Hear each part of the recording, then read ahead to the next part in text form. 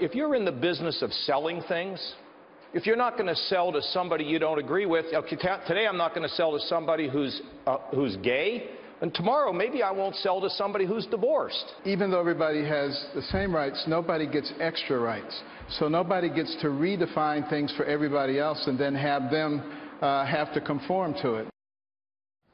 Last night's GOP debate proving that the issue of religious liberty will be central in the 2016 race, propelled not just by the unexpected death of Supreme Court Justice Antonin Scalia, but by cases like that of Sweet Cakes by Melissa, a bakery that was forced to shut down after the owners refused to bake a cake for a same-sex marriage ceremony. Before being fined some $135,000, the owners of that bakery, Melissa and Aaron Klein, join us in moments, breaking their gag order in the process. But first, Trace Gallagher brings us up to speed on this developing story. Hi, Trace.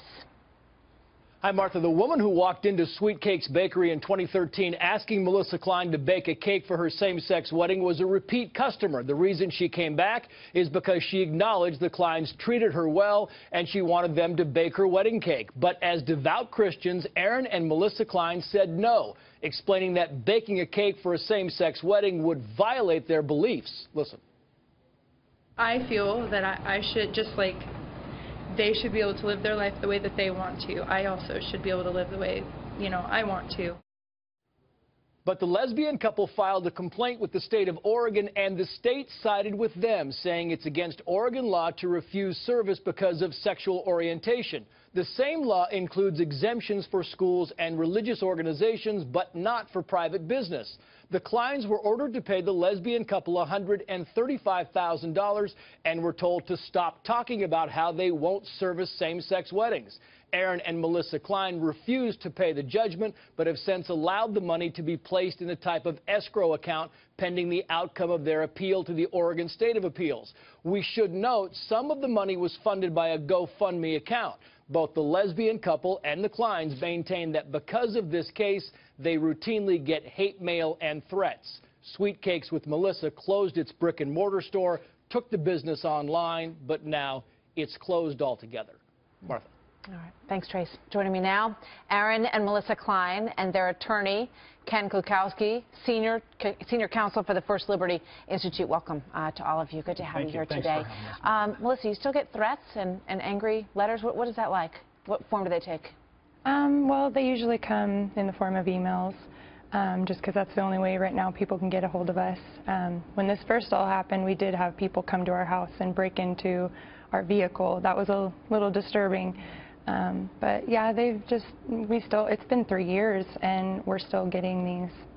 Aaron, did you ever think when she walked into the bakery and you said, I'm sorry, but we can't do this. We've served you many times in this bakery, but we feel that making a cake, because I've heard how you describe this, is such a personal thing. We feel like we're part of your wedding because of this.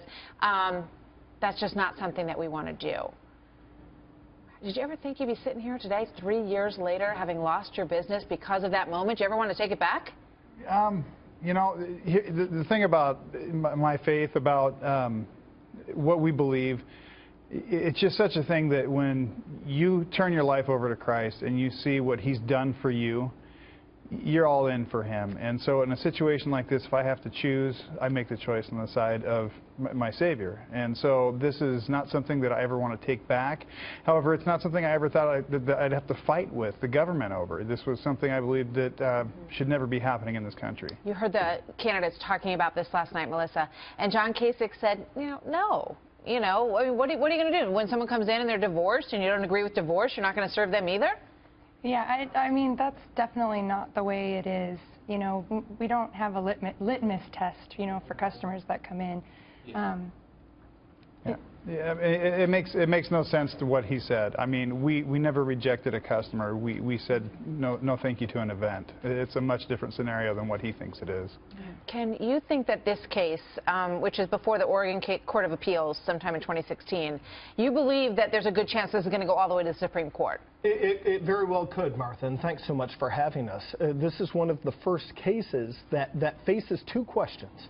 And that is in this era that we're living in today, and that is if someone has sincerely held religious beliefs that are mainstream beliefs on an issue like marriage, can the government punish them for speaking those beliefs, and can the government order them, as they've been ordered to, that they can't discuss aspects of their beliefs? I mean, we're trying to make sure that they don't violate the gag order that Oregon has put on them. Right. But the fact that we're in an era where Why is there a gag order on them, first of all? They have been told that if they were to say, if they're discussing the past, that's one thing, but they have been ordered that they cannot say, write, or otherwise communicate with Facebook, Twitter, whatever, anything that could lead someone to believe that they might decline to participate in a same-sex wedding in the future, since that would be violating this Oregon statute. It would be as if they were advertising their ongoing intention. So as if they were committing another crime in their mind. That would be a second crime in their mind. That's exactly right. So they have been ordered to